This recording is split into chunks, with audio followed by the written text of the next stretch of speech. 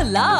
Your dream vacation to Bali starts from ₹22,999 only with GT Holidays. மாணவர்களின் சிந்தனைகளை வடிவமைக்க SNS Institutions, மாணவர்களின் தனித்திறமைகளை மேம்படுத்த SNS Institutions, மாணவர்களின் சாதனைகளை போற்றும் SNS Institutions கோவை. GUI இந்தியாவின் தலைசிறந்த vernacular edtech brand, skilling everyone everywhere. So இப்போ சோசியல் மீடியாவில் பயங்கரமாக பரபரப்பாக பேசக்கூடிய ஒரு விஷயம் அப்படின்னா தங்கலான் சார். ஸோ ஆடியோ லான்ச்லேருந்து பாடல்கள் ரிலீஸ் ஆகட்டும், ப்ரொமோஷனாக இருக்கட்டும், பயங்கரமாக போகுது. இன்னொன்று விஷுவலாகவும் பயங்கர ட்ரீட்டாக இருக்குது. எனக்கு தெரிஞ்சு இது ஒரு ஹிஸ்டாரிக்கல் ரெக்கார்டட் ஃபிலிமாக இருக்கும்னு நினைக்கிறேன். நீங்கள் சொல்லுங்கள் சார் கொஞ்சம். பயங்கர எக்ஸைட்டிங்காக இருக்குது. ஏன்னா தங்கலான் ப்ரொமோஷனில் நான் வந்து ஃபுல்லாக இன்வால்வ் ஆகிருக்கேன். அதுக்கு முன்னாடி என்னுடைய எல்லா யூடியூப் ஃப்ரெண்ட்ஸுக்கும் நன்றி சொல்லணும். நான் நடுவில் வந்து ஒரு 3 வாரம் ஏதோ இன்டர்வியூ கொடுக்கல. பிகாஸ் இந்த ப்ரொமோஷன் ஒர்க்கு, பிளானிங்கு, அப்புறம் நிறைய பேர் நிறைய விஷயம் சொல்லாதீங்க அப்படின்லாம் கேட்டிருந்தோன்னே நான் பண்ணல. லாஸ்ட் ஒரு வாரமாக என்னென்னா பெரிய லெவலில் என்ன தெரியுமா, ட்ரெண்டிங் கம்பேக் தனஞ்சயன் அப்படின்னு சொல்லி போட்டு ட்ரெண்டிங் பண்ணிவிட்டு என்னை வந்து உண்டில்லைன்னு பண்ணுறாங்க. அதில் வந்து நிறைய பேர் தாத்தா வராரு, அப்டேட் தர போகிறாருன்னு. ஐயோ எங்கேயா தாத்தா ஆன நான் அப்படின்னு நினச்சிக்கிட்டேன். நான் இப்போ தான்ப்பா பொண்ணுங்க கல்யாணம் ஆயிருக்கு அப்படின்னு. But it's good fun. இந்த மாதிரி நிறைய ஃப்ரெண்ட்ஸ் வந்து யூடியூப்பில் இருந்துட்டு ஆர் சோஷியல் மீடியாவில் இருந்துக்கிட்டு நீங்கள் வந்து திருப்பி அப்டேட் கொடுக்கணும்னு சொல்கிறதே ரொம்ப சந்தோஷமாக இருக்குது. உங்களுக்கெல்லாம் நன்றி. ஓகே, தங்கலானுக்கு வருவோம். தங்கலான் படத்தை பொறுத்தவரை வந்து இன்றைக்கி இவ்வளோ பெரிய ஒரு பரபரப்பு, இவ்வளோ பெரிய ஒரு எதிர்பார்ப்பு உருவாகி இருக்குது. அதுக்கு நான் கண்டிப்பாக ரஞ்சித் சாருக்கும் விக்ரம் சாருக்கும் நன்றி சொல்லணும். ஞானவேல் சார் வந்து அவ்வளோ பெரிய உழைப்பு, அவ்வளோ பெரிய இன்வெஸ்ட்மெண்ட் இந்த படத்துக்கு கொடுத்துருந்தாலும் இவங்களாம் இந்த படத்துக்கு அவ்வளோ சப்போர்ட்டிவாக இருக்கிறது தான் இன்றைக்கி இவ்வளோ பெரிய ஹைப்பை கொண்டு வந்து கொடுத்துருக்கு. இப்போ நான் பார்த்தீங்கன்னா நான் அந்த ப்ரொமோஷனில் கூட இருக்கேன் விக்ரம் சார் கூட. ஹைதராபாத், சென்னை, பெங்களூர் அப்படின்னு 3 சிட்டி முடித்தோம். இன்றைக்கி வந்து நம்ம பேசிகிட்டு இருக்கும்போது ஈவினிங் ஒரு ப்ரெஸ் மீட் இருக்குது. நாளைக்கு நாங்கள் எங்கெல்லாம் போகிறோம் பார்த்தீங்கன்னா கோயம்புத்தூர், அது பிறகு மதுரை, திருச்சி, திருநெல்வேலி அப்படின்னு பல சிட்டிக்கு வரோம். அது மட்டும் இல்லை, விஜயவாடாவுக்கு போகிறோம். ஹைதராபாத் ஆல்ரெடி பண்ணியாச்சு. ஆந்திர பிரதேஷை கவர் பண்ணணும் அப்படின்னு சொல்லிட்டு விஜயவாடாவுக்கு ப்ரொமோஷன் போகிறோம் திங்கட்கிழமை அன்றைக்கி. அது பிறகு வேர்ல்டு லெவலில் வந்து துபாயில் ஒரு விசிட்லாம் இருக்குது, அந்த பிளானும் இருக்குது. இப்படி பல விதங்களில் இந்த படத்தை மக்கள் மத்தியில் கொண்டு செல்லணும் அப்படின்றதுல வந்து விக்ரம் சார் ரொம்ப தெளிவாக இருக்கார். விக்ரம் சாருடைய அந்த உழைப்பு, அந்த ஒரு எந்தூசியாசம், இவ்வளோ லெவலில் பார்ட்டிசிபேஷன்ன்றது தான் இந்த படத்துக்கான ஒரு என்ன சொல்கிறது பில்டப். இன்னும் அந்த ஒரு ரீச் இன்னும் அதிகமாகுது. We are all very excited. படம் ரொம்ப சூப்பராக வந்திருக்கு. முக்கியமாக என்ன சொன்னேன்னா, சென்சரில் இந்த படத்தை பார்த்துட்டு அவங்க என்ன சொன்னாங்கன்னா, இது வந்து ஒரு நியூ ஏஜ் தமிழ் சினிமா மாதிரி இருக்கும். தமிழ் சினிமாக்கே ஒரு புது களம், அதாவது புதுமையான ஒரு ப்ரெசன்டேஷனாக இருக்கும். ஒரு கமர்ஷியல் படம் தான், ஆக்ஷனோட எல்லாமே இருக்கிற எல்லா எலிமெண்ட்ஸும் இருக்கிற ஒரு கமர்ஷியல் படம். எமோஷன்ஸ் இருக்குது, எங்கேஜிங்கான பல விஷயங்கள் இருக்குது, என்டர்டெய்னிங்கான பல ஃபேக்டர்ஸ் இருக்குது. ஹிஸ்டாரிக்கலாக ஒரு பீரியட் ரிசர்ச் பண்ணி அழகான ஒரு கதை இருக்குது. அட்டகாசமான பெர்ஃபார்மன்ஸஸ் ஃப்ரம் எவ்ரிபடி. விக்ரம் சாரில் தொடங்கி பசுபதி சார், பார்வதி, மாளவிகா மோகனன் அப்படின்னு ஒரு பெரிய குரூப், டேனியல் அப்படின்னு ஒரு பெரிய ஆக்டர்ஸ்னுடைய பெர்ஃபார்மன்ஸ் இருக்குது. எல்லாம் சேர்ந்து இன்றைக்கி மியூசிக்கெலாம் பார்த்தீங்கன்னா ஜிவி பிரகாஷ் பெரிய ஹிட்டு கொடுத்துருக்காரு. மினிக்கி இருந்தாலும் சரி, தங்கனானா இருந்தாலும் சரி, பெரிய லெவலில் ஹிட்டு கொடுத்துருக்காங்க. இப்படி ஒரு டீம் ஒர்க்காகவே இவங்க பிரமாதமான ஒரு உழைப்பை கொடுத்துருக்காங்க. அதனால தான் இந்த படத்துக்கு இவ்வளோ பெரிய எதிர்பார்ப்பு மக்கள் மத்தியில் உருவாகியிருக்கு. நாங்கள் சமீபத்தில் ஆர்மேக்ஸ் மீடியான்னு ஒரு ரிசர்ச் நிறுவனம் வந்து அவங்க வந்து அனலைஸ் பண்ணுவாங்க, பாக்ஸ் ஆஃபீஸ் ப்ரெடிக்ஷன் பண்ணுவாங்க. அந்த பாக்ஸ் ஆஃபீஸ் ப்ரெடிக்ஷனில் பார்த்தீங்கன்னா இந்த படம் விக்ரம் சாரோடைய கரியரில் ஹையஸ்ட் ஓப்பனிங்கை கொண்டு வரும் அப்படின்னு அவங்க ப்ரெடிக்ட் பண்ணியிருக்காங்க. ஸோ அது பார்க்கும்போது எங்களுக்கு ஒரு சந்தோஷமாக இருக்குது. ஏன்னா ஒரு டீமாக ஞானவேல் சாருடைய அந்த ஒரு ட்ரீம் இருக்குல்ல, ஒரு பெரிய படத்தை ஒரு பாக்ஸ் ஆஃபீஸ் சக்ஸஸை கொண்டு வரணும்னு அவர் உழைக்கிறார்ல, அதுக்கு இந்த எஃபர்ட்ஸ் எல்லாம், இந்த என்டையர் டீம் போடுற எஃபர்ட் வந்து கரெக்டாக டிரான்ஸ்லேட் ஆகி அந்த பாக்ஸ் ஆஃபீஸில் ஓப்பனிங் கொண்டு வரும் அப்படின்னு எதிர்பார்ப்பில் இருக்குது. மிகப்பெரிய டிஸ்ட்ரிபியூட்டர்ஸ்லாம் வேர்ல்டு வைட் டிஸ்ட்ரிபியூட் பண்ணுறாங்க. அதனால் 100% ஒரு பெரிய ஓப்பனிங்கை கொண்டு வரன்ற எதிர்பார்ப்பில் இருக்கும். அதுவும் வேர்ல்டு வைட் இந்த படம் வந்து 9 AM ரிலீஸ் ஆக போகுது. ஸோ 15ஆம் தேதி ரிலீஸ் ஆக போகுது. We are all very excited. 15ஆம் தேதி எல்லா ஆடியன்ஸும் ஃபஸ்ட் டே ஃபஸ்ட் ஷோவில் ஆரம்பித்து மிகப்பெரிய ஒரு ஓப்பனிங் டே கலெக்ஷன் கொண்டு வருவாங்க. அந்த வீக்கெண்டே ஒரு அவருடைய கரியரில், விக்ரம் சார் கரியர்லேயே ஹையஸ்ட் பாக்ஸ் ஆஃபீஸ் கலெக்ஷனாக வரும் தான் எல்லாரும் எதிர்பார்த்துட்ருக்கோம். ஸோ விக்ரம் சாரோட மார்க்கெட்டிங் வந்து இப்போ எந்த அளவுக்கு இருக்குது சார் தங்கலான் வரப்போகுது அப்படின்னு தெரிஞ்சதுக்கப்புறம்? விக்ரம் சாருடைய மார்க்கெட் வந்து பார்த்தீங்கன்னா அவருடைய பெர்ஃபார்மன்ஸுக்காகவும் அவருடைய அந்த உழைப்புக்காகவுமே மிகப்பெரிய மரியாதை இருக்குது. இப்போ தமிழ் சினிமாவில் டாப் நடிகர்கள்லாம் அவர் ஒருத்தர், அப்படி அதில் எந்த யாருமே டிஸ்பியூட் பண்ண முடியாது. அந்த டாப் நடிகர்களுடைய உழைப்பு இருக்குல்ல, சினிமாவுக்கும் சரி, சினிமா முடிஞ்ச பிறகும் சரி, மிகப்பெரிய உழைப்பு. இன்றைக்கி ப்ரொமோஷனில் பார்த்தீங்கன்னா அவர் எங்கிட்ட என்ன சொல்லியிருக்காரு தெரியுமா, ஸ்ட்ரிக்டாக ஒரு சிட்டிலையுமே நான் மால் விசிட் பண்ணணும், ஃபேன்ஸோட இன்ட்ராக்ட் பண்ணணும். நீங்கள் ஒன்றுமே இல்லை, பெங்களூரில் நாங்கள் பண்ண அந்த மால் ஈவெண்ட்டை பாருங்கள், வீடியோ பாருங்கள். நானே வீடியோ எடுத்து அதை ட்வீட்டில் போட சொன்னேன். எனக்கு அப்படியே அட்டகாசமாக இருந்தது. என்னடா இந்த மனுஷன் இவ்வளோ என்டர்டெயின் பண்ணுறாரு. ஒரு 15,000 பேர் அந்த மாலில் இருக்காங்க. அந்த மாலில் வர எல்லா ஃபேன்ஸ்கிட்டும் அப்படியே ஒரு இன்ட்ராக்ட் பண்ணி அவங்களெல்லாம் என்டர்டெயின் பண்ணி டான்ஸ் எல்லாம் பண்ணார் ஸ்டேஜில். இந்த மினிக்கு மினிக்கு சாங்க்கு வேறு விக்ரம் சார். சார் இதெல்லாம் நினச்சி பார்க்க முடியாதுல்ல, எவ்வளோ பெரிய ஸ்டார் அவர், இவ்வளோ பெரிய உழைப்பு இருக்குது. அவர் அங்கே நின்றுட்டு ஸ்டேஜில் டான்ஸ் ஆடுங்கணுன்னா டான்ஸ் ஆட ஆரம்பிச்சார். எல்லோரும் 4 பேர் டான்ஸ் ஆடினாங்க. ஸோ ஆடியன்ஸ்லாம் தெறிக்க விட்டுட்டார்.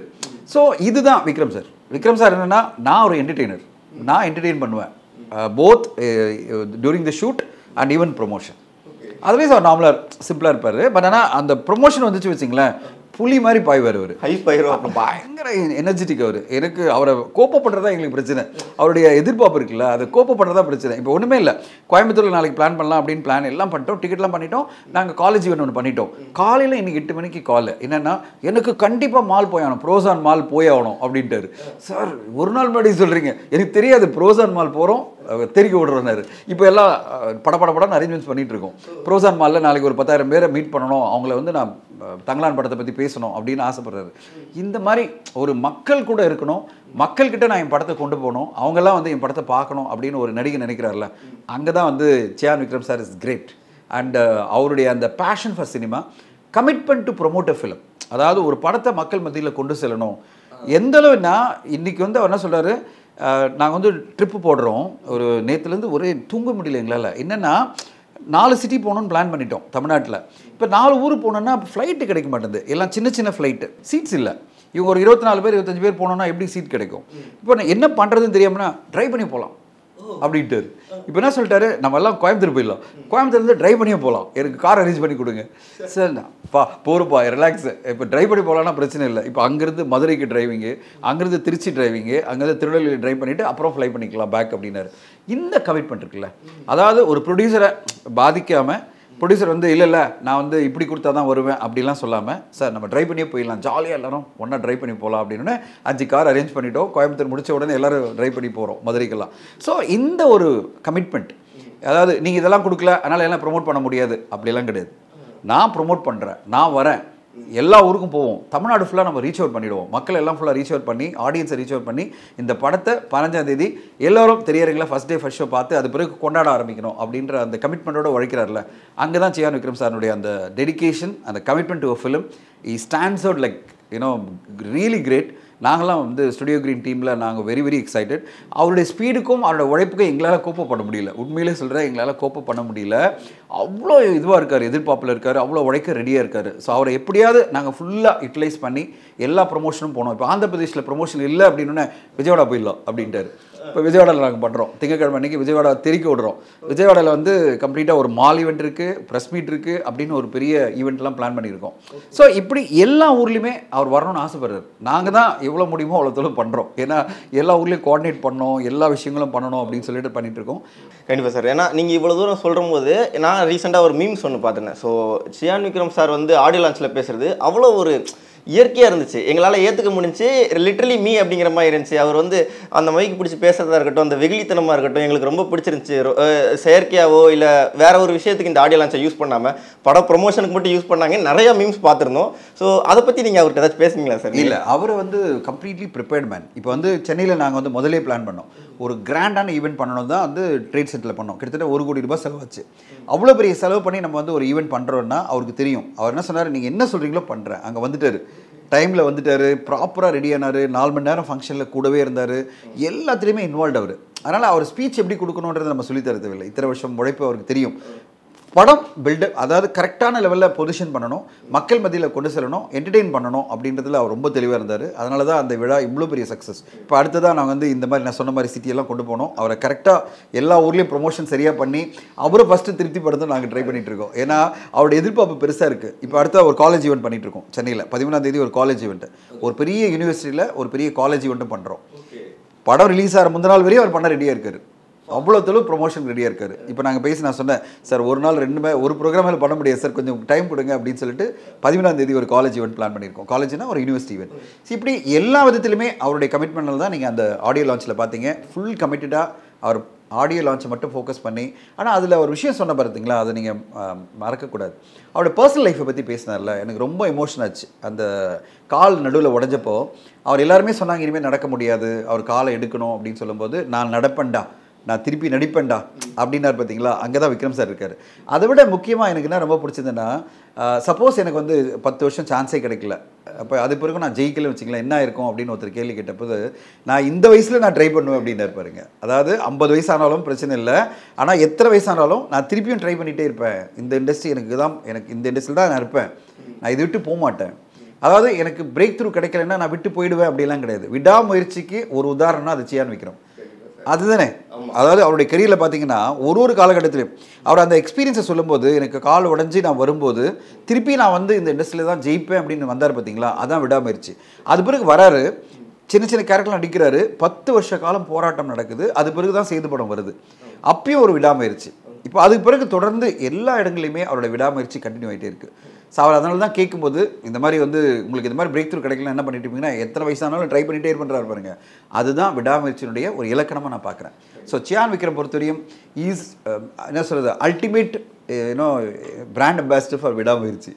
ஒரு விடாமுயற்சி. நீங்கள் வந்து தடால் என்ன சார் அஜித் சார் பட டைட்டில் சொல்லுறீங்க, பட் நான் சொல்கிறேன் விடாமுயற்சி அப்படின்றதுக்கு தொடர்ந்து இத்தனை சோதனைகள், இத்தனை பிரச்சனைகள் அவர் சொல்லும்போது எனக்கு பயங்கர எமோஷன் ஆனது. காரணம், நான்லாம் ஐ வுட் கிவன் அப், எனக்கு காலை உடஞ்சிச்சின்னு சொன்னால் படுத்துருவேன் நான்.